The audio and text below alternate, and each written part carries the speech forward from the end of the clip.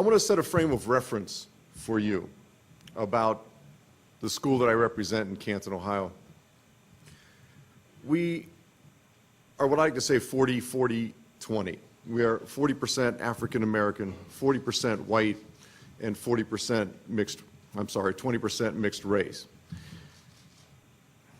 We have a racial achievement gap. We are about 89.3%, call it 90% if you want, poverty. We have a socioeconomic achievement gap. We serve approximately 16 to 17% of our student population as students with disabilities. We have a students with disabilities achievement gap. And the thing that strikes me, that I find most disturbing, is that our children are not born ready for school. Our children are born into an achievement gap. It begins at birth for them. The statistics don't show up until we do the testing later on, but it's there already. So I want you to hold that thought. And I'm going to sort of diverge here a moment. And with respect to our colleague from Florida, I would like you to envision, if you would, the jaw of an alligator. Stay with me on this. If you think about the open jaw of an alligator, there's, at the inception of that jaw, there's an angle of variation. That angle does not change. And yet, as you move across and outward from that beginnings of that jaw, you notice the gap increases. Now, you all know where this is going. That's the achievement gap. But what I want to tell you is that in education, and it's been my personal experience, that we've spent a lot of time dancing on the nose of the alligator. This is where the high-stakes testing begins. This is where we panic.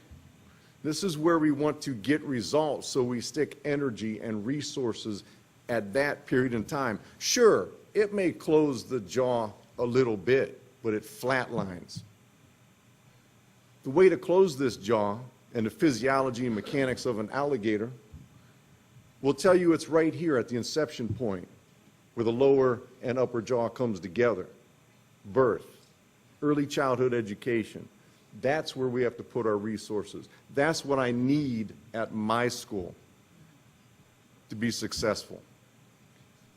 So I'm selfish. This is why I'm selfish.